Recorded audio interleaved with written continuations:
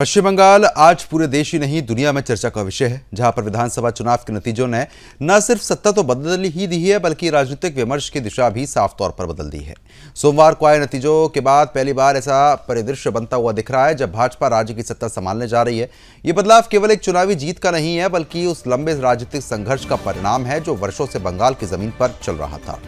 ये परिणाम सिर्फ पश्चिम बंगाल तक सीमित नहीं, असम, तमिलनाडु, केरल और पुडुचेरी में भी जनता ने अपने अपने तरीकों से जनादेश दिया है।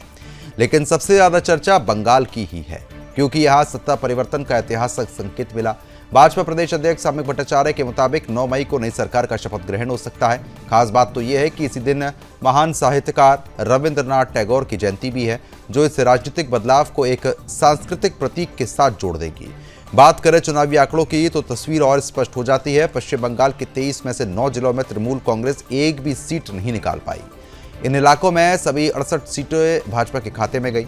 ये केवल आंकड़े नहीं बल्कि जनमत की एक मजबूत दिशा को साफ तौर पर दर्शाता है। इससे यह भी संकेत मिलता है कि राज्य के कई हिस्सों में मतदाता बदलाव के लिए पूरी तरीके से तैयार थे। हालांकि इस जीत के साथ ही भाजपा के सामने चुनौतियों का पहाड़ है। खुद साम्यिक भट्टाचार्य ने यह स्वीकार किया कि उनका लक्ष्य सिर्फ सरकार बदलना नहीं बल्कि पॉलिटिकल सोसाइटी को बदलना भी है। उन्होंने सोशल मीडिया पर भी आपको बता दें कि कई तरीके के पोस्ट जो है वो साझा किए।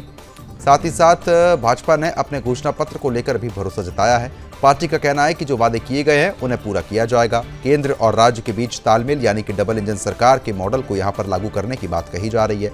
लेकिन यही मॉडल अब परीक्षा की घड़ी में भी होगा, क्योंकि जनता की अपेक्षाएं अब पहले से कई ज्यादा गुना बढ़ गई हैं।